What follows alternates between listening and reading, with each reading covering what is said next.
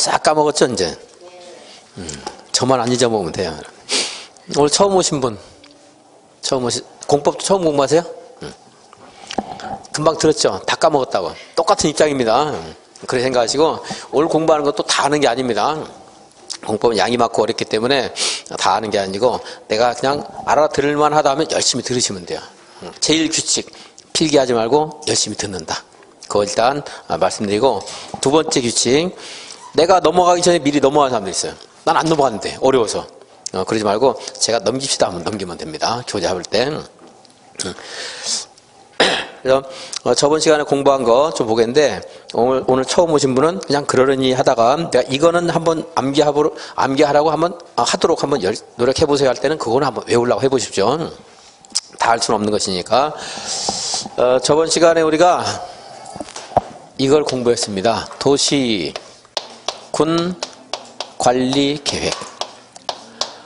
도시군 관리 계획 위에 기본 계획, 광역 계획이 있는데 그것은 이제 다시 다음 순환에 와서 공부하기로 하고, 도시군 관리 계획을 누가 입안하는가? 그 도시군의 관할구역장 누구예요? 특별시장, 광역시장.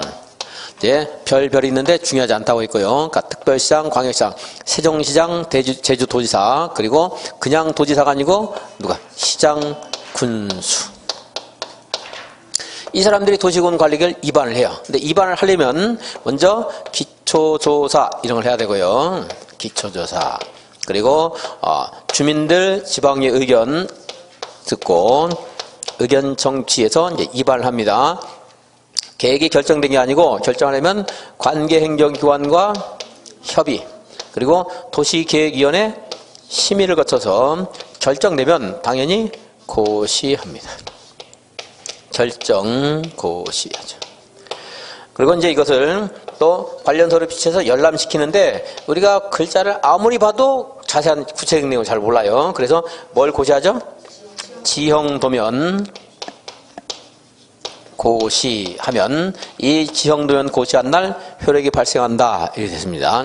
이렇게 해서 도시군 관리계획이 결정이 되는데, 입안을 특별시장, 광역시장, 시장, 군수는 이 사람들이 할 때도 있지만 경우에 따라서는 국토교통부 장관이 입안할 때가 있고 또 도지사가 입안할 때도 있습니다. 근데 도시군 관리계획을 이러한 절차를 밟아서 결정하는 것이 무엇이냐 하는 것 중에 이제 용기지도 하는 게 있는데, 용기지는 용도, 지역, 지정 변경에 관한 사항, 그리고 기반시설 설치, 정비, 개량에 관한 사항, 그리고 지구단위 계획구역, 지구단위 계획구역을 정하거나 지구단위 계획을 수립하는 것. 다음에 도시 개발 사업에 관한 계획이나 정비 사업에 관한 계획도 다 도시군 관리 계획에 포함된다 그랬습니다. 근데 용은 용도 지역만 있는 게 아니고 용도 지구, 용도 구역 하는 것들이 있죠. 오늘 이걸 공부할 거고요. 그리고 다음 시간에 이걸 공부하고, 이거는 이제 개별법에 있어요. 도시개발법, 도시정비법. 우리는 국토계획법 공부하고 있습니다, 지금. 근데 이제 이거 하루하루 따로 할 거고, 국토계획법을 저번 시간에 하루, 오늘 이거 이틀, 이거 3일, 그리고 이제 용도 지역을 정해주면 그 용도 지역에 맞게 개발해야 돼요. 땅을 쓸 때, 토지를 사용할 때. 우리가 이제 개발 행위 할 때 허가 받아야 되는데, 그 허가와 관련된 구체적인 이용 행위, 이걸 이제 하루 공부할 거고, 그렇게 할 겁니다. 그래서 이거 4일, 5일, 6일, 건축법 하루, 주택법 하루 해가지고 이제 8주 하거나, 이제 9주가 나오면 건축법 1.5주, 농지법 0.5주, 그런 식으로 해서 이제 9주를 하거나 그렇게 할 겁니다. 이 사람들이 도시군관리 입안권자인데, 이제 도시군관리의 결정권자가 누구냐 물어보면, 이제 결정권자는 계획을 잠정적으로 세울 수 있는 권한을 가진 사람과 그거를 자기가 최종적으로 결정할 수 있는 사람이 좀 다르죠. 특별시장, 광역시장은 자기가 결정합니다. 도지사나 국장도 자기가 결정합니다. 그러니까 지금은 국토교통부 장관, 시도지사, 도시군 관리계 결정권자입니다. 그리고 시장 군수는 결정을 못하고 도지사에게 결정해 주세요. 결정을 신청해야 됩니다. 다만 시장 중에서 인구가 50만 이상인 시의 시장을 대도시 시장 그러죠? 대도시 시장은 자기가 결정합니다. 그래서 국장시도의사 대도시의 시장이 도시군 관리객으로 이러한 것들을 결정하게 됩니다. 그러니까 용도지역이 만약에 이제 주거지역이라는 게 있어요. 그럼 주거지역이라는 용도지역을 누가 결정하는 거예요? 국장이 하는 경우도 있고, 뭐 둘 이상의 시도에 걸치거나 이런 경우 국장이 할 때도 있고, 시도의사가 할 때도 있고, 대도시장이 할 수가 있습니다. 그런데 이거 두 가지는 새롭게 공부를 할 것이고 절차 같은 것들을 이걸 이제 본다 그랬는데 여기 있는 것 중에 제가 동네 사업 하는 게 있어요. 무슨 사업 뭐죠? 지구 단위. 이거는 시장군수도 직접 결정할 수 있습니다. 그러니까 남양주 시장은 용기지 이런 거 다 할 수 있어요. 근데 구리시장은 이걸 못하고 이걸 위반을 하지만 도지사에게 결정해 주세요 하는데 지구 단위는 대도시가 아닌 그냥 시장 군수가 할 수가 있다. 그런 할 수 있다. 그래서 도시군 관리 결정권자 하게 되면 결국은 분야는 좀 다르지만 국장, 시도의사, 시장 군수가 다 도시군 관리 결정권자입니다. 다 될 수는 있어요.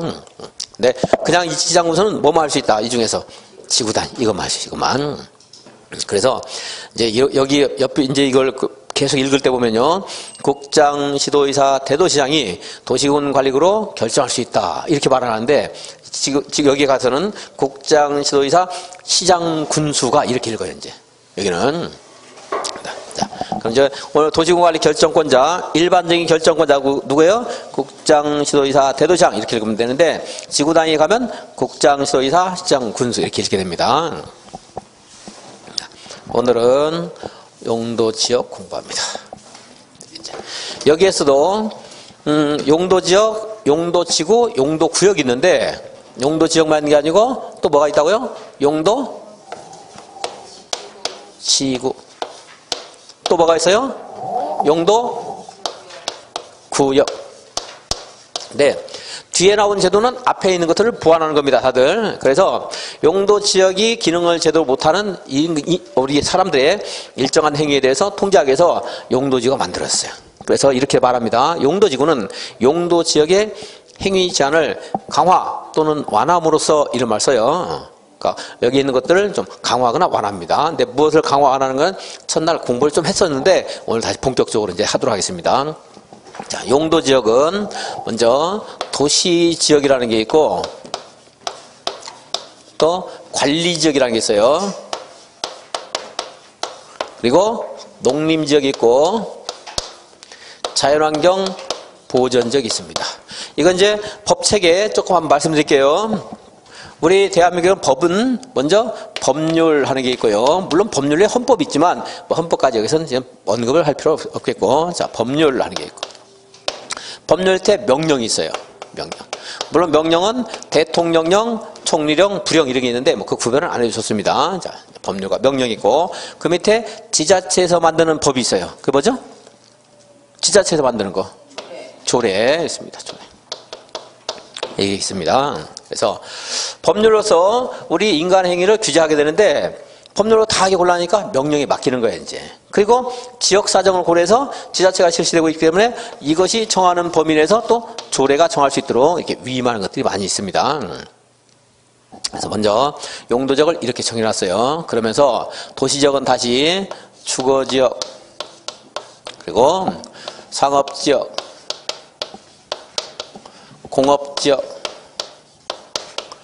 녹지지역 이렇게 나눠놨어요. 그리고 관리지역은 보전관리지역, 생산관리지역, 계획관리지역 이렇게 우리 국토계획법이라고 있죠? 국토계획 및 이용에 관한 법률에서 이렇게 나눠놨어요. 제가 체계를 말할 때 얘네들은 법률에 있고 얘네들은 대통령령에 있고 이런 걸 말하는데 기억하라는 거 아닙니다. 법체가 이렇다는 걸 말하는 거고 법체계는 알아야 돼요, 여러분들이. 이걸 모르면 큰 실수를 하는 경우도 있을 수가 있습니다. 법체가 이렇다는 것이고요. 이렇게까지 이제 우리 법률에서 규정을 해놨습니다. 이렇게 해놨습니다. 그러면서 필요한 경우에 대통령령으로 세분할 수 있다 이렇게 하죠.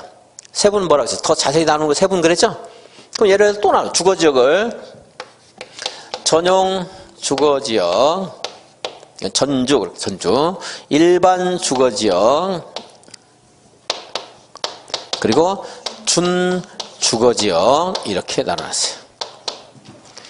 공업지역도 비슷합니다. 전용 공업지역, 또 일반 공업지역. 그럼 또 뭐가 있어요 이제? 준공업지역 이렇게 놨어요. 상업지역은 우리 법에는 중심, 일반, 근린, 유통 이렇게 되어 있는데 저는 순서를 좀 바꿨습니다. 근린상업지역, 유통상업지역, 그리고 일반상업지역, 중심상업지역. 그래서 근, 통, 일, 중 가까운 시일 내에 통일이 될 것이다. 진행 중이다. 해가지고 근, 통, 일, 중 이렇게 외웠습니다. 녹지적은 이하고 비슷합니다. 보전 녹지, 생산 녹지, 네, 계획 녹지 안 그러고요. 자연 녹지 이렇게 했어요. 전용 주거지역은 다시 1종, 2종, 일반은 1종, 2종, 3종. 자, 성격이요. 전용 주거지역은 전적으로 주거권을 보호하기 위해서 가장 본질적인 주거권을 보장하는 겁니다. 그래서 여기는 양호한 주거 환경 이런 말 써요. 기억하려고 외우려고 할 필요 없어요. 자꾸 듣다 보면 알게 돼요. 굉장히 많이 할 겁니다. 앞으로도. 양호한 주거 환경인데 여기는 단독주택 중심이고 얘는 공동주택 중심으로 양호한 주거 환경을 형성하기 위한 겁니다. 근데 공동주택이 되면은 단독도 됩니다. 얘는 공동 안 돼요. 건축법에서도 공부하겠지만 공동주택은 아파트, 연립, 다세대, 기숙사 하는 게 있어요. 그러니까 여기 아파트 돼야 안 돼요. 일종 전용 주거지역에. 안 돼요. 연립 돼야 안 돼요. 안 됩니다. 연립, 다세대 이런 것들은 공동주택이거든요. 단독주택은 또 전형적인 단독, 다중, 다가구, 공관 하는 게 있는데 이건 또 안 돼요. 너무 복잡해서.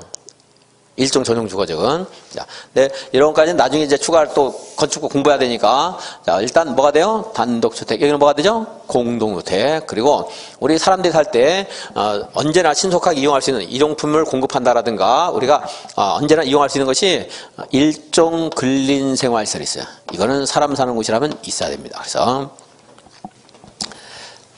일종 일반 주거지역은 저층 중심이에요. 이건 중층, 얘는 중고층, 뭐 고층이라 읽어도 상관없습니다. 시험에서 고층 중심해서 틀리긴 안 해요.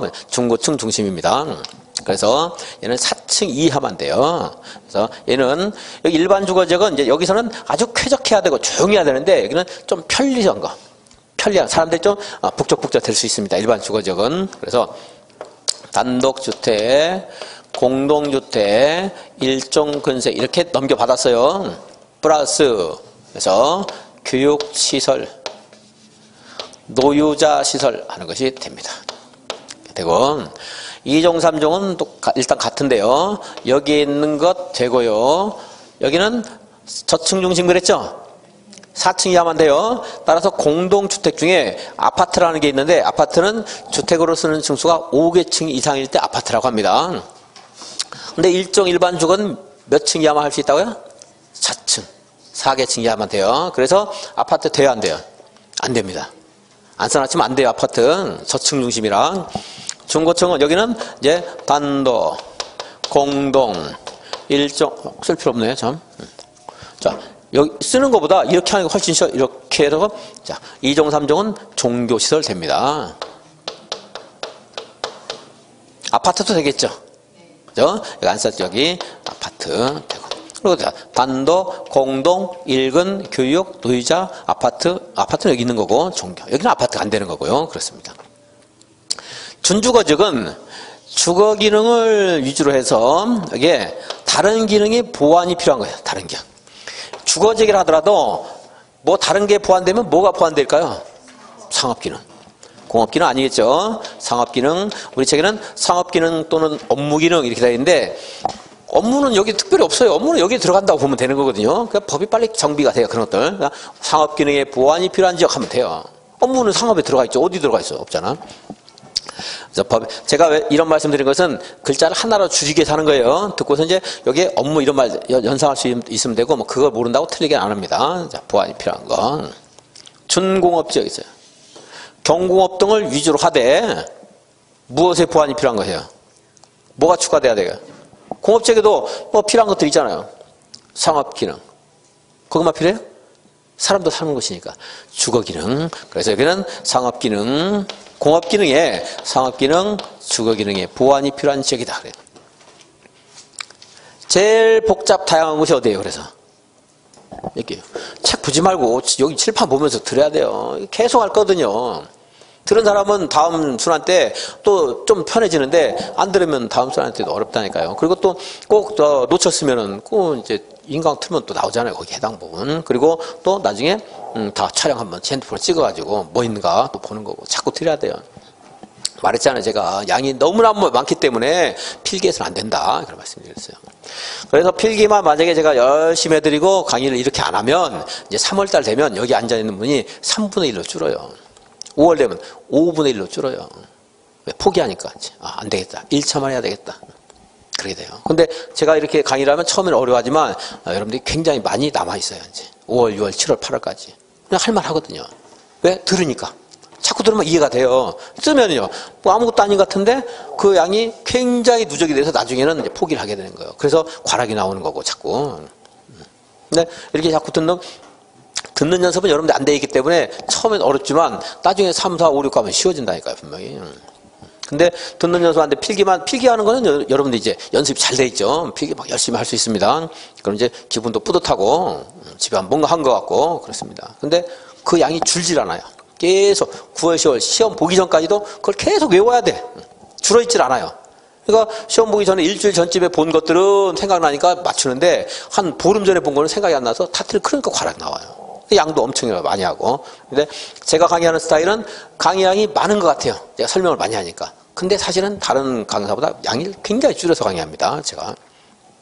한번 읽고 넘어가면 여기다 필기 쭉 해서 글씨도 쫙 했어요. 쭉 해가지고 보세요 하면 필기하는 건 뭐 별로 어렵지 않고 그리고 따라서 읽는 건 어렵지 않으니까 금방 되는 것 같아요. 근데 나중에 하면 안 돼 있어요.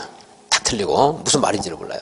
근데 자꾸 제가 얘기할 때 자꾸 듣는 연습해서 문장을 이해를 할 수 있어야 됩니다. 그런 이제 듣다 보면 몇 가지는 지워지는 게 있어요. 안 지워진 거 외우는 거예요. 안 지워지는 거. 여기 준공업적은 상업주거기능 보완이 필요하다. 제일 복잡하다고 볼 수 있죠. 여기가 이제. 근린상업, 유통상업, 일반상업, 중심상업은 여기 있는 말들 틀리게 안 내요. 이 단어가 다 들어가 있어요. 근데 일종 전용 주거적에 단독 중심이다 하는 말 단어에 없잖아요. 물어봐요. 그러니까. 이게 뭐냐? 일종 일반 주거적에 저층이라는 말 없잖아요. 물어볼 수 있어요. 근데 뭐 농림지역이라든가 자연환경 보전지역을 읽어보면은 이거 농림 자연이라는 걸 알 수 있어요. 그러니까 안 물어봐요. 잘. 전용공업지역은 공해성 공업이에요. 공해성 공업. 그러니까 아까 근린 유통 일반 중심은 안 하겠습니다. 공해성 공업. 여기는 전용주거가 주거권의 전적인 보장이었잖아요. 그러니까 양호한 그랬고 여기는 공업의 전적인 본래적인 형태가 보였어요. 공해를 유발했었잖아요. 그런 게 있을 필요가 있고 우리나라에 공해성 공업. 그럼 일반 공업지역은 얘하고 대비돼야 되겠죠. 얘가 공해성이 있으니까 얘는 환경을 저해하지 않는 공업. 무공해라고 그냥 읽어도 상관없어요. 얘는 공해, 얘는 무공해.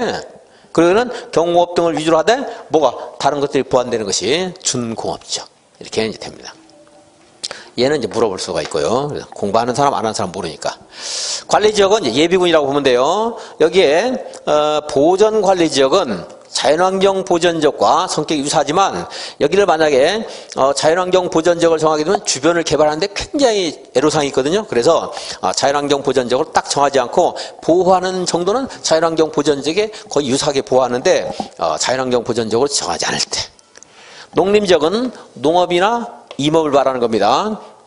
그래서 농업진흥지역이라든가 보전산지 이런 것들이 몰려있는 곳에 농림지역이 지정되는데 생산관리지역은 농림지역과 유사한 농산물, 임산물 생산하는 성격을 가진 관리지역. 근데 농림지역을 정하게 되면 또 주변지역 관리에서 곤란한 문제가 생길 수가 있거든요. 그래서 생산관리지역 선언합니다. 계획관리지역은 나머지 하나예요, 이제. 얘는 얘하고, 얘는 얘하고, 얘는 얘가 같다 보니까 얘는 얘하고 비슷하겠네요. 도시하고. 그래서 불가피한 경우에 도시적으로 편입이 예상된다. 도시적으로 편입이 예상되는 지역이 뭐예요? 계획관리지역. 그리고 보존 생산은 그 단어가 연상이 가능한데 요거는 잘 안 되니까 이제 도시 편입 기억해야 되고. 그럼 이제 도시적의 여기 도시적도 주거, 상업, 공업으로 개발만 하진 않잖아요. 녹지가 있어야 되겠죠. 있어야 되죠, 녹지 공간. 그래서 그 중에서 또 도시지역에 속해 있으면서도 자연환경 보전적처럼 수려한 곳이 있을 수가 있습니다. 뭐 이제 그 서울에 있는 뭐 무슨 관악산이라든가 북한산이라든가 이런 거 있죠. 그게 뭐야? 보전 녹지지역. 생산 녹지지역은 뭐예요? 서울에 지금은 찾기가 어려운데 전에 제가 뭐 고등학교, 대학교 때도 뭐 20, 30대에도 명일동, 상일동 일어나면 논밭이 굉장히 많았어요. 논 같은 게. 그런 데가 생산 녹지지역. 남양주시에도 도시지역이면서 생산 녹지지역이 있을 수가 있습니다. 자연 녹지는 이하고 비슷하겠네요. 그래서 도시의 녹지 공간을 보존하기 위해서 개발을 좀 제한할 필요가 있지만 필요할 때는 주거, 상업, 공업적인 용도로 이제 편입할 수 있는. 그러니까 여기서 이제 제한적인 개발이 가능하다 이래요. 제한적인 개발이 가능. 그러니까 성격이 이 두 개가 유사한 성격을 가진 거예요. 부모님이 돌아가시면서 보전, 생산, 자연, 보전, 생산 계획을 100평씩 주면서요. 아무거나 가져가래요. 뭐 가져가야 돼요? 계획관리. 녹지에서는요. 자연녹지. 뭘 채를 가져가면 안 돼요? 보전. 개발채를 안 되는 거. 보전. 안 팔리는 거. 매매도 안 됩니다. 이거는. 얘네들은 이제 가능성이 있는 겁니다. 그래서 받고 그 성격들을 한번 봤습니다. 이게 양이 뭐 이것만 하는 게 아니기 때문에 이거는 계속 못해요. 근데 다른 경우보다 되게 많이 여러 개 말씀드린 거예요. 들으면서 충분히 기억할 수 있는 것들이 있어요. 물론 다음 시간에 까먹는다고 그랬죠? 다음 시간 언제라고 했어요? 네? 뭐 1시간 있고. 그러니까 다음 주는 굉장히 과대평가하는 거고 나 자신을 다음 시간도 굉장히 여러분을 존중한 거예요. 근데 여기 가면 까먹어 있어요. 여기 가면 양이 많아서. 그러니까 여기 들을 때만 들으라 이거예요. 기억 못 하더라도. 그러면 다음에 들을 때 좀 편해지는 거고 편해지는 거. 그리고 이제 여러분들이 혼자 책을 볼 수가 있어요. 이제 이렇게 해가지고 좀씩. 책을 보다가도 모른다 넘어가면 돼요. 거기 집착하지 말고.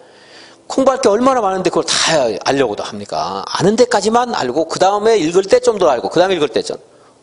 여러분들 교재를 한 100번은 읽어야 되는데 혼자 처음부터 다 읽으려고 하지 말고 처음 볼 때는 그냥 아는 거 넘어가고 그 다음에 조금 더 알고 이제 하면 돼요. 이제.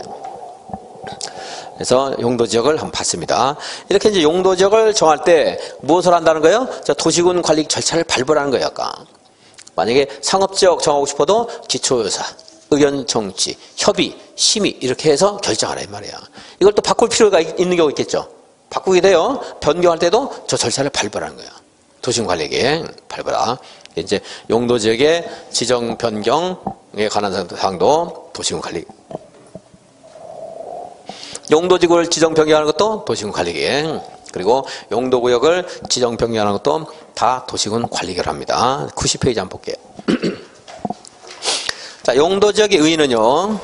용도지역은 자 지금 본 것처럼 뭐 보존해라 하는 것도 있고 이용해라 하는 것도 있어요. 토지의 이용이나 건축물의 용도, 건폐율, 용적률, 높이 등을 정함으로써 우리 토지를 그냥 무계획적으로 하는 것보다 훨씬 효율적, 경제적으로 이용을 하는 거예요.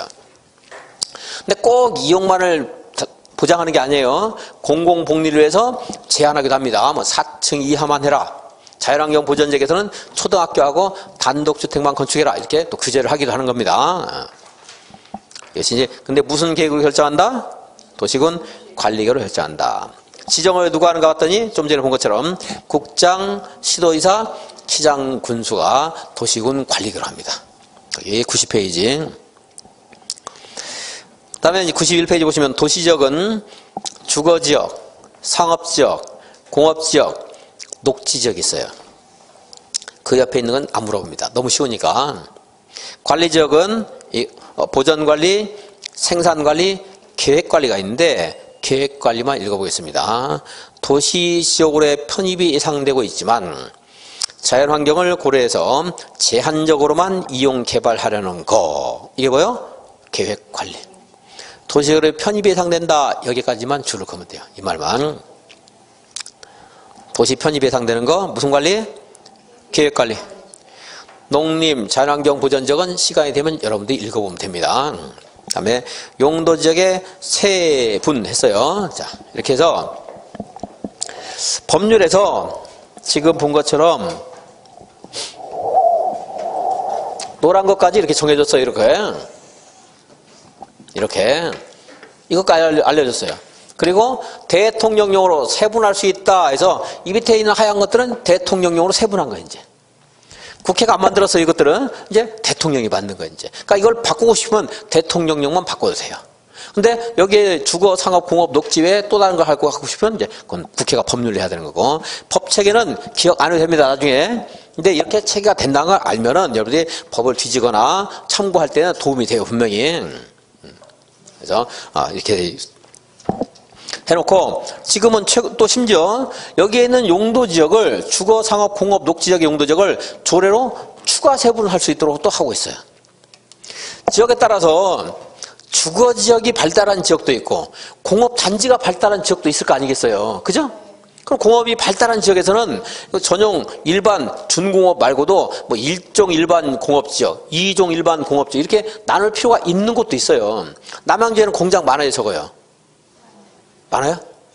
적죠? 제가 말해도 적어요. 그러니까 이걸 남양주시 조례로 세분할 필요는 없을 거예요, 이런 것들. 이거면 충분해요. 남양주시는 이제 지금 굉장히 뭐 주거지역이 발달하고 있잖아요. 평내, 호평도 평자가 땅을 의미하고 있죠? 한 평, 두 평 할 때 땅을 의미하니까 그 옛날 사람들이 어떻게 예견을 했는지 평내, 호평, 뭐 땅으로서, 토지로서, 주택지역으로서 아주 좋다 해서 호평, 뭐 평내 이렇게 하는 거잖아요. 근데 이렇게 하면 그럴듯하지만 그렇지 않고 그렇지 않은 곳도 아파트는 다 있습니다. 지금 이제 워낙 많죠. 자, 그래서 주거지역이 많으니까 여기는 우리 남양주시에서는 준주거지역도 1종, 2종 이렇게 나눌 필요가 있다. 이렇게 할 수도 있다는 거예요. 조례에 의해서. 지역마다 다를 수 있잖아요. 사정이. 그럴 땐 조례를 바뀌어요. 이제 이렇게.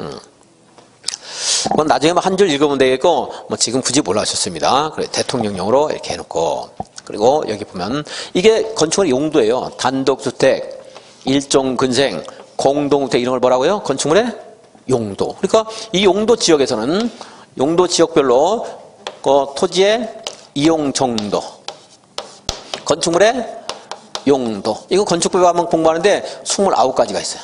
이제 몇 가지가 있다 이런 걸 말하기도 하는데 참고 삼아 그런 거지 가지수를 물어보는 시험은 없습니다. 안 물어봅니다. 그래서 그 29가지 중에 여기서는 이 두 가지가 가능하다는 거예요. 단독과 일종 근생. 이렇게. 그리고 건폐율 하는 것도 있어요. 용적률 하는 것도 규제해요. 그리고 아까 4층이야 뭐 이런 식으로 높이 이런 것도 이제 규제를 하게 됩니다. 용도지역의 성격이게. 그래서 밑에 한번 볼까? 자, 이게 일종 전용 주거지역입니다. 토지가 이렇게 있어요. 이거 뭐 할 수 있다고요? 단독주택, 일종 근생 다 나가고 있죠? 이것만 규제해주고 다른 걸 간섭을 안 하면 여러분 토지가 있을 때 여기다 꽉 채워서 건축하겠죠. 그래 이용 공간이 많아지니까. 그렇게 하지 말라고 건축물을 여기서 건축 면적이 대지 면적에서 어느 만큼 차지할 수 있는가 하는 거 뭐예요? 건폐율. 건폐율. 그러니까 대지 면적분의 건축 면적 비율입니다. 그래서 일종 전용 주거지역은 건폐율이 50까지 가능할 수 있어요. 50%. 만약에 이 대지 면적이 100제곱미터예요. 그러면은 여러분들이 이 건축 면적을 얼마까지 쓸 수 있다는 거예요? 50제곱미터 쓸 수 있다는 거예요. 50%니까 50제곱미터. 이게 이제 쓸 수 있다는 거지 50을 꼭 써야 되는 의무는 아니죠. 내 권리죠. 50%까지. 자, 이제 이렇게 규제해서 야, 뭐 옆집과의 문제도 해결됐고 주차장도 해결됐다고 안심을 했어요. 그랬더니 이 사람이 2층, 3층, 4층, 5층 막 올려요. 그럼 문제가 될 수 있죠. 일단 주차장 부족하죠. 그래서 나온 제도가 뭐예요? 용적률이잖아요. 용적률. 위로 층층이 쌓아 올릴 수 있는 그런 허용치 하는 것이 용적률이에요. 일종 전용 주거지역에서는 만약에 이렇게 이제 대지가 있으면 건축 면적을 50을 내가 썼다고 그냥 가정할게요. 그러면 이 사람이 너무나 무한히 올리면 안 되기 때문에 용적률을 100까지 제한하고 있어요. 100. 얼마요? 100%. 그럼 이 사람이 50제곱미터를 각 층마다 다 사용을 한다 그러면 몇 층까지 쌓아 올릴 수가 있어요? 그죠? 2층까지. 두 개 층 할 수 있는 거죠? 1층 50, 2층 50이니까 100 다 썼잖아요, 이제. 이렇게 해서 이제 규제가 됐다 생각했는데, 50을 내가 다 쓰는 거 아니잖아. 다 써야 되는 건 아니잖아요. 5만 써도 돼요, 5만. 그죠? 50 쓰면 2계층인데, 5 쓰면은 20층까지 올릴 수 있어요. 그렇잖아요. 그래서 5만 쓴다 그러면 20층까지 올립니다. 그래서 용적률이 있으면은 높이를 좀 제한할 수 있을 것이다 생각했는데, 높이 제한은 간접적으로 할 수 있지, 직접 제한은 못해요. 간접, 그래서 용적률은 높이를 막 간접적으로 제한한다 이런 말을 하게 돼요, 이제. 그렇다고 해서 5를 써가지고 20층 하는 사람은 거의 없을 거 아니겠어요, 그죠? 높이를 규제하는 측면이 있긴 있어요. 근데 직접 규제는 못해요. 그런데 만약에 여기가 비행장이 있어요. 그러면은 아까 용적률 100 했더니 5 해가지고 20층 올리면 문제 될 수 있죠, 그죠? 그래서 안 되겠다. 그리고 또 이것도 있어요. 한 계층을 어떤 사람은 뭐 20m 한 계층 할 수도 있는 거예요. 그래서 안 되겠다. 이 용적률만 가지고서는 그러한 것들을 대비 못하기 때문에 용도지구라고 만든 거예요. 그래서 여기에 뭐 고도지구 이런 거죠. 이 용도지구는 용도지역을 전제한 겁니다. 그래서 용도지역의 행위제한을 강화할 수도 있고 완화해 줄 수도 있어요. 그래서 고도지구 같은 것 중에서 높이를 여기는 50m를 초과할 수 없다. 그러면 몇 층 상관도 없이 용적률 같은 거 상관없이 50m 넘으면 안 되는 거예요, 이렇게. 그래서 여기서 생각하지 못했던 그런 인간 행위를 규제하기 위해서 이게 나왔고, 용도지역이나 용도지구가 못하는 것을 규제하기 위해서 용도구역이 나왔어요. 그러니까 뒤에 있는 것들은 앞에 있는 것들의 행위 제한을 강화하거나 완화한다 이런 말 써요. 행위 제한을 강화한다는 건 건표를 50인데 40을 줬어요. 행위 제한이 어떻게 됐어요?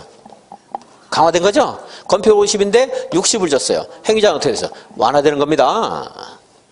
그렇게 함으로써 앞에 있는 기능을 보완하는 것이 용도지구, 용도구역. 용도지구가 지금 말씀드린 설명에 해당되는 이론적인 문제가 작년에 한 문제 나왔습니다. 단일 문제로. 그래서 여기 건폐율, 용적률 하는 걸 좀 봤고요. 그래서 용적률에서는 연면적 하는 말이다. 연면적. 각 층 바닥 면적을 모두 합한 것을 연면적 그래요. 연면적. 그 연면적이 대지 면적과 어떤 관계를 가지느냐 하는 것이 용적률. 그냥 건축 면적은 하나밖에 없습니다. 바닥 면적은 여러 개가 있는 거예요. 우리가 앉아 있는 것도 바닥 면적이 들어가는 거예요. 이제 건폐율은 뭐였어요? 건축 면적. 용적률은 연면적. 이제 이렇게 있습니다. 억지로 외우려고 안 해도 돼요. 뒤에 또 나오고요. 계속 나오는 겁니다. 이런 것들은 단어가. 자, 다시. 용도지역을 정하면 건축물의 토지의 이용, 건축물의 용도, 건폐율, 용적률, 그리고 여기는 뭐 저층 중심, 중층 중심, 중고층 중심 이런 식으로 높이를 이제 용도지역별로 규제를 하는 겁니다. 그래서 앞으로 제가 용건용이 하면은 토지 이용의 출발이에요. 용건용이가. 이게 있어야 우리가 토지를 개발할 때 이 용법에 맞게 개발하는 겁니다, 이제. 그래서 일종 전주는 뭐 하나 있죠? 단독주택, 일종구쟁. 이종 전주는 공동주택이 추가됐고요. 그 다음에 일반 주거지역은 교육시설, 노이자실이 추가됐습니다. 그리고 일종은 아파트가 안 되는데 2종, 3종은 아파트가 되고요. 자, 종교시설. 이거 높아요, 낮아요? 높아요, 낮아요? 대답할 때는 단순하게 대답하면 단순하게. 내가 지금 높게 그려서 낮게 그렸어요, 이거. 높게 그렸잖아요. 높이 있잖아요. 십자가 저 높이 있지. 낮게 있어요? 눈에 띄는 게 십자가 아니에요? 도시에서? 높이 있어요. 그래서 일종이 없잖아요, 여기. 저층 중시. 이것 때문에 그런 건 아니에요. 그냥 이렇게 연상해서 공부하라는 거예요. 암기할 때. 이렇게 연상해서 그림 그릴 때. 종교에서 어디 있어요? 2종, 3종. 여기 있잖아요. 저층, 이건 낮은 층. 이건 높잖아요, 이건. 이건 층하고 상관이 있는 건 아니지만 그렇게 공부를 하라 이겁니다. 할 때. 그래서 이렇게 하면은 여기 있는 것 정도는 한번 도전해 볼 만해요. 근데 조금 더 어려운 게 이제 일종 근생이 무엇인가 해서 시험에서 막 지문 중에 저는 이렇게 나온 적도 있었어요. 편리한 주거 환경을 보호하기 위한 용도 지역에서 허용되는 건축물이 아닌 것은 물어봤는데 답이 동물 미용실인가 그랬습니다. 의원, 치과의원 같은 거 우리가 아파서 급하게 찾아가는 일종. 물론 말 못하는 짐승이가 더 급하다 이런 사람도 있어요. 애완동물 좋아하시는 분은. 하지만 그냥 보편적으로는 인간보다는 동물이 좀 덜하다고 봐야 되겠죠. 그러니까 동물 미용실, 동물병원은 이종근생이에요. 이종근생. 이종 없잖아요 이게. 그죠? 동물 미용실 답이었을 때 이제 그런 식으로 나올 수가 있어요 이제. 하지만 요거 공부하면은 확률이 요거 여기가 추가해야 돼요. 여기까지 하면 이제 확률이 한 70%는 돼요. 맞출 확률이. 뭐 딱 맞추기는 어렵습니다. 아주 특이한 거, 일종근생 같은 거 특이한 거 되거나 이제 여기 있는 걸 외웠지만 여기에 없는 걸 하면은 그 말이 여기 있었는가 없었는가 찾는 게 그렇게 쉬운 문제는 아닙니다. 이제 계속 연습을 하면서 여러분들 이제 적응을 해야 되면 한 번에 되는 거는 거의 없습니다. 특히나 공법에서. 그리고 이제 준주거지역에서는 허용되는 건축물 하게 되면 너무 많아요. 그래서 안 되는 것 이걸 해놨어요. 안 되는 것. 여기부터 한번 볼까요? 준공업지역 허용되는 것 하면 너무 많아요. 주거, 업무, 상업, 공업 다 되니까 너무 많아서 안 되는 거 했어요. 묘지 관련 시설, 위락시설 안 돼요. 그럼 나머지 27개는 되는 거예요. 근데 제가 27개 쉬운 것 같지만 일종근생도 뭐 수십 가지, 뭐 수백 가지 막 하면은 그 종류를 다 하게 되면 뭐 100가지 넘을 수도 있습니다. 그런 것들을 하게 되면 많은데 그래도 어쨌든 자 이거 2개는 안 됩니다. 준공업적은 굉장히 많은 것이 가능한데 공장을 묘지 위에다 하면 돼요, 안 돼요? 안 되니까 안 되는 거예요. 안 된다. 묘지 위는 안 된다. 이렇게 하면 되겠죠? 준공업적 묘지 위는 안 됩니다. 준주거지역은 얘보다는 좀 제한적이죠. 여기도 묘지 위는 안 돼요. 그리고 안 되는 게 얘보다는 좀 많아요. 그러겠죠? 준주거지역에서는 좀 많습니다. 나중에 이제 보겠고요. 쉬우니까 안 받고. 여기 있는 것들도 나올 수도 있는데 그 내용이 너무 많고요. 잘 빈도수가 낮습니다. 제가 첫날 이런 게 했었죠. 아주 중요하면서 쉬운 것 공부해야 되고 아주 중요하면서 중간 정도 어려운 것 아주 어려운 것도 다 해야 된다. 1년 이내에 한번 나오는 것들. 그리고 3년 4년에 걸쳐 나오는 거 쉬운 거 해야 되고 꽤 어려운 거 해야 되는데 너무 어렵다 안 해요. 어쩌다 한번 나오거나 뭐 한 번 나오고 안 나오거나 아니면 뭐 7, 8년 10년쯤 있다 나올 가능성이 있다. 그럴 때는 아주 쉬우면 하지만 좀이라도 어려우면 안 한다. 그리고 막 새로운 문제들이 자꾸 들어와요. 엄청나게 양이 많다고 했죠. 그래서 이것만 한다, 이것만. 이거는 자꾸 들으면서 아는 거지 외우는 게 아니고요. 이거를 내가 이제 어떻게 여러분들한테 이해시키느냐. 물론 이것도 제가 강의를 해서 이해시켜 드리니까 이제 쉬운 건데 잘 듣다 보면 쉬워지는 게 되게 많이 있어요. 필기하면요. 똑같아요, 여러분들은. 필기를 하면 강의를 들은 게 아니기 때문에 쉬운 게 어디 있겠어요. 들으니까 쉬운 거지. 다 어려워요. 근데 요거는 자꾸 듣다 보면 알 수 있는 게 있거든요. 근데 요거 나중에 이제 안 되는 것들 필기도 하고 외우기도 하고 이제 하는 겁니다. 이제. 그래서 여기에 있는 것들은 이제 난이도는 굉장히 높은데 중요도는 떨어지니까 이제 안 하는 겁니다. 근데 중요도 그렇게 높진 않아요. 한번 나왔는데 뭐 또 나올 가능성이 많지는 않아요. 하지만 묘지에 안 된다 이런 것도 공부하고 그럼 준공업적이 무슨 성격을 가지고 있는가 이것도 같이 유기적으로 조금씩 공부가 되는 거겠지. 자연환경 보전지역에 할 수 있는 게 있어요. 초등학교 할 수 있고요. 농어가 단독주택 할 수 있어요. 앞에 무슨 말이 붙어 있는데 그것은 좀 이따 읽으면서 말씀드리겠습니다. 초등학교나 단독주택 가능해요. 그래서 초단 할 수 있어요. 초단 할 수 있어요. 자연환경 보전지에 가면 이런 거 있어요. 이런 거 막 쌀이나무 있어요 없어요? 난초 있어요 없어요? 난초 있죠? 거기 이렇게 빨간 거 이렇게 그려져 있는 거 본 적 있죠? 집에서 많이 보는 거 빨간 거 3장 보면 뭐예요? 구사 초단. 여기 쌀이나무도 있고 난초도 있으니까 어디에요? 자연환경 보전지역이죠? 그러니까 3개 보면 초단이에요. 초단 할 수 있습니다. 그러니까 스토리를 해주잖아요. 소단 할 수 있다. 그럼 묘지 위 안 된다니까 그런 것들을 가지고 이제 한 번씩 스토리로 그냥 앞글자 따는 게 아니고 하니까 한번 해볼 수 있어요. 다 많이는 못해줘도 그런 거 맨 생각하고 돌아다녀 저는 이제 여러분들한테 어떻게 쉽게 할 것인가. 가능성이 높은 건 아니지만 뭐 간단한 거니까 이런 하고 이런 것들은 안 합니다. 나오면 틀리면 돼요. 이런 것들은. 그리고 이제 그냥 뭐 찍어가지고 하면은 뭐 그냥 확률이 높진 않습니다만은 그냥 찍을 수밖에 없습니다. 그래서 용도지역 세분할 수 있다는 거 봤습니다. 92페이지에 세분한 용도지역이 나와요. 이제 1종 전용 주거적, 2종 전용 주거적은 거기 양호한 주거 환경 하는 말이죠. 양호하다. 그리고 1종 전주는 무슨 주택? 단독주택. 단독 중심의 양호한 주거 환경을 보호하기 위해서 필요한 지역. 2종은요? 무슨 주택? 공동주택. 그러니까 일종의 공동주택 돼야 안 돼요? 안 돼요. 단독만 되는데 그 중에서도 다가구 주택은 안 됩니다. 편리한 주거 환경이 일반 주거적인데 1종은 무슨 층? 저층. 2종은 중층. 3종은 중고층. 상업적 중심 일반 근린 유통은 그냥 보면 알 수 있어요. 시험장에서 봐도 안 틀려요. 거기에 일반적인 상업 기능하면 일반 상업이지 그걸 유통상업 이렇게 할 사람 없잖아요. 다 단어가 있으니까 여러분들 시간 되면 한번 보고. 전용 종합 공해성 공업. 일반 환경을 저해하지 않는 공업. 준 경공업을 위주로 해서 상업, 주거, 업무 기능의 보완이 필요한 지역. 그래서 경공업 그 밖에 공업을 수용하되 주거, 상업, 업무 기능의 보완이 필요하다. 제일 복잡 다양하죠. 근데 뭐는 안 된다고 했죠? 묘지, 위락 이런 안 돼요. 보전 녹지, 생산 녹지, 자연 녹지가 있는데 자연 녹지적은요. 보전 생산은 읽으면 알 수 있어요. 도시의 녹지 공간 확보를 위해서 그리고 도시의 확산을 방지하기 위해서 필요하지만 혹시 필요하다면 장내 도시용지의 공급을 위해서 보전을 하고 있는데 이제 불가피한 경우에 제한적으로 개발할 수 있다. 그러니까 제한적인 개발 이것만 보면 돼요. 앞에 있는 말 다 무시하고 제한적인 개발. 그러니까 녹지 중에서 그나마 가능성 있는 거 뭐라고요? 자연 녹지. 그 밑에 주거지역, 상업지역, 공업지역, 녹지지역, 즉 도시지역을 조례로서 추가 세분할 수 있다 하는 말이죠. 아까 말씀드렸죠.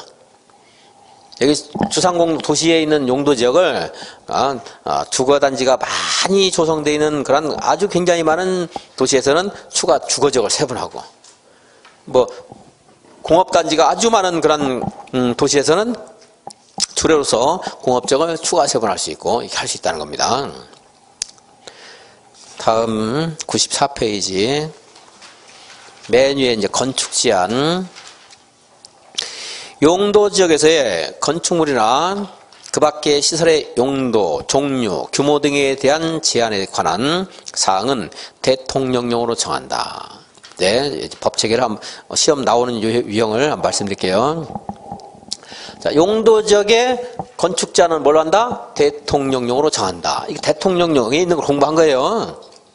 지방자치단체에 정하고 있는 특별한 조례 규정인데 그건 공부하는 게 아닙니다. 대통령령에 있는 걸 공부하는데 자, 행위자를 대통령령으로 정한다 이렇게는 시험에서 안 나와요. 왜냐하면은 법률이 정하는 것을 다 못하면 대통령령에 맡기는 것은 우리 헌법의 기본 원리예요. 그냥 법치주의예요. 법치주의. 그걸 물어본 것은 헌법시험이나 공무원 시험이나 이런 데 물어볼 수 있어요. 대통령령으로 행위를 제한할 수 있다는 거. 근데 대통령령으로 하는 건 너무 당연한데 직접 조례에 바뀌어버리는 게 있어요. 용도지구의 행위자는 조례로 정해요. 용도지구에서는 고도지구는 아까 제가 비행장을 말했다 그러면 비행장에만 고도지구가 있다고 가정해볼게요. 비행장 없는 도시 있죠. 고도지구 필요 없을 수 있잖아요. 그러니까 또 행위자도 이제 그 비행장의 성격에 따라서 고도지구도 고도지구는 아니고 죄송합니다. 고도지구 아니고 뭐 경관지구, 경관지구, 방제지구 하는 것들이 있습니다. 고도지구, 방화지구 이런 것들인데 경관지구는 또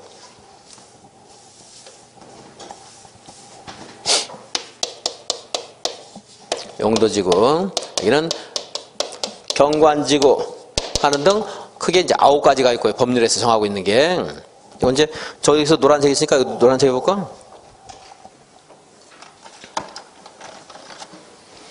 이렇게 9가지가 있고 그 밑에 경관지구에 특화경관지구, 자연경관지구, 시가지 경관지구. 법에 있는 순서는 제가 외우기 쉽게 좀 바꿨어요. 자, 이렇게 있습니다.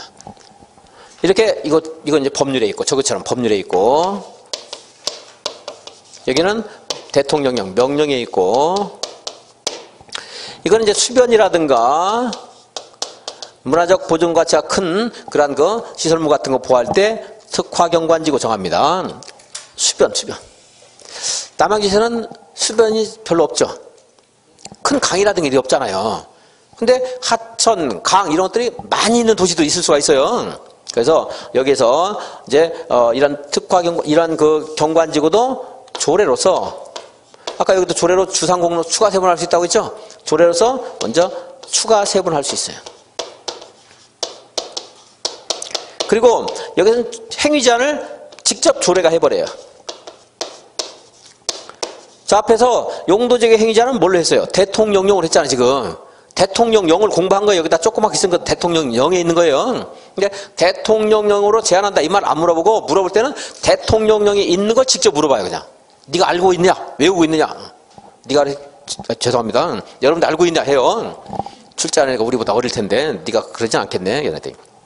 그래서 그런데 여기에 있는 것은 아까 수변 했는데, 남양주처럼 수변 경관을 보호할 때 그렇게 뭐 어떤 수변 지역은 뭐 가물 때 물이 쫙 말라버렸기 때문에 보호할 필요가 있는 것도 있고, 어떤 지역은 홍수가 나서 잘 넘치는 수변도 있을 수 있고, 굉장히 다양해요. 그 수변에 또 보호하는 경관이 무슨 뭐 건축물이 있을 수도 있고, 아니면 식물이 있을 수도 있고, 조술 같은 동물이 있을 수 있고, 굉장히 다양하기 때문에 행위제한을 수변이라고 성격이 같질 않아요. 대한민국에 다 달라요. 그래서 수변에 행위제한을 뭘로 한다? 그냥 조례가 직접 하고 있어요.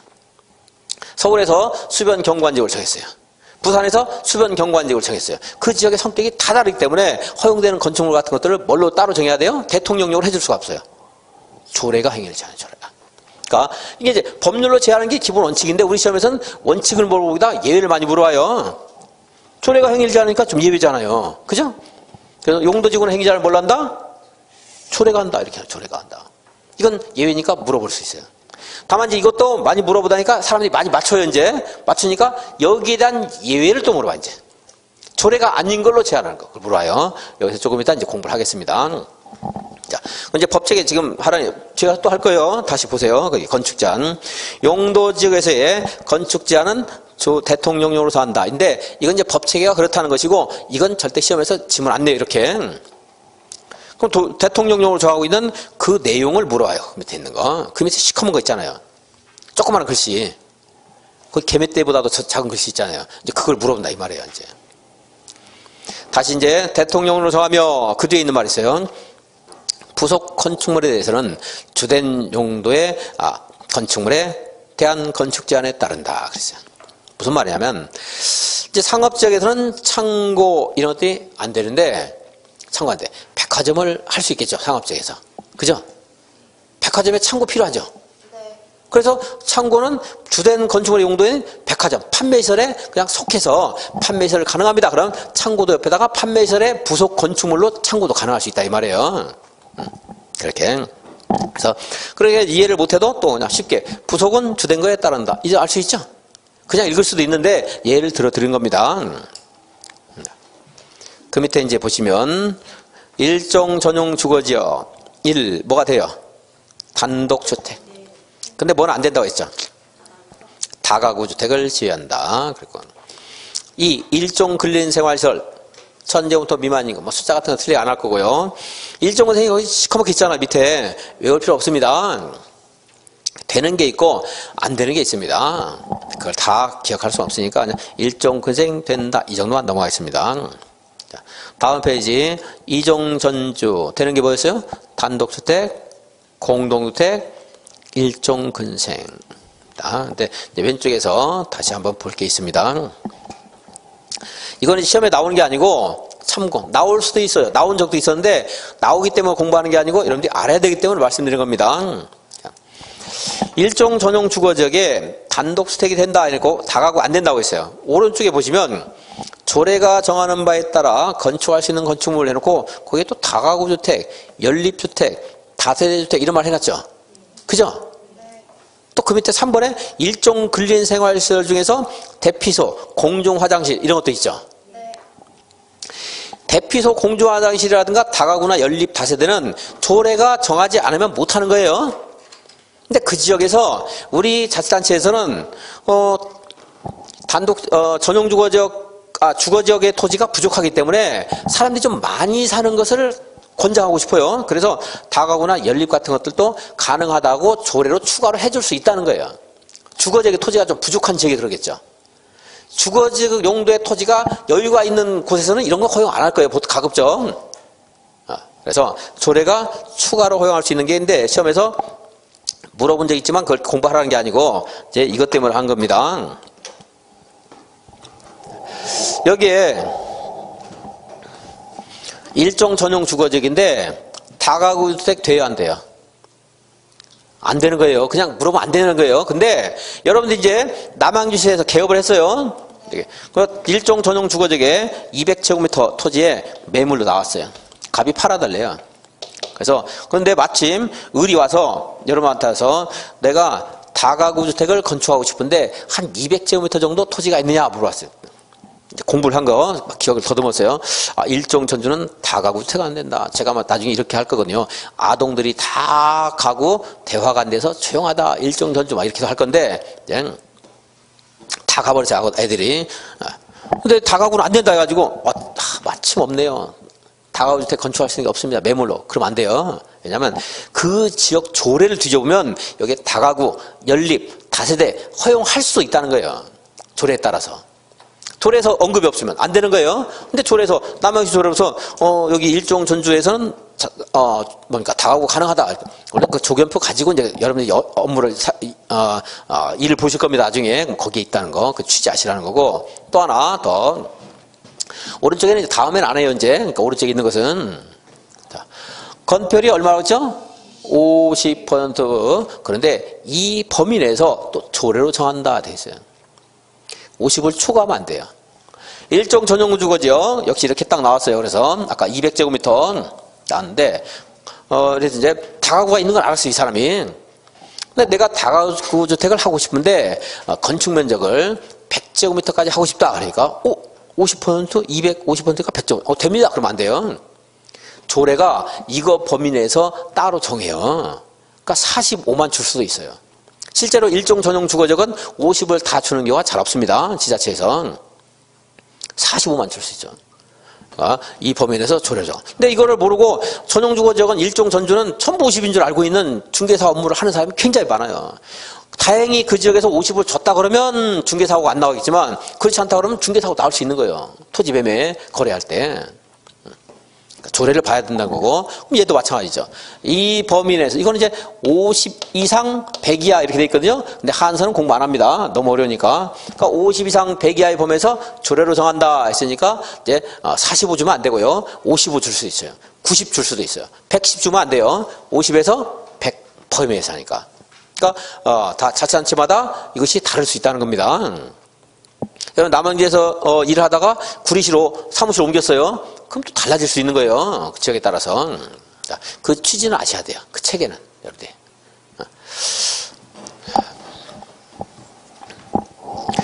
그래서 이제 다가구 연립 다세대가 조례로 가능하다는 것은 외우라는 게 아니고 이렇게 우리 법체계가 이렇다. 시험 볼 때는요. 왼쪽에 있는 것만 보면 됩니다. 전에 시험에서 다음 중 조례가 허용하는 바에 따라서도 일반 음식점이 가능하지 않은 것은 나온 적이 있었어요. 그런 문제는 제가 앞으로 이제 꽃배달을 보낸다 그래요. 꽃배달을 왜 보내냐면 꽃배달은 싸다고 하는 광고가 있더라고요. 요즘에. 그러니까 싸다고를 때리고 싶다 이렇게 말을 할 수는 없으니까 제가 꽃배달을 보내겠다 그래요. 문제 같지도 않은 문제.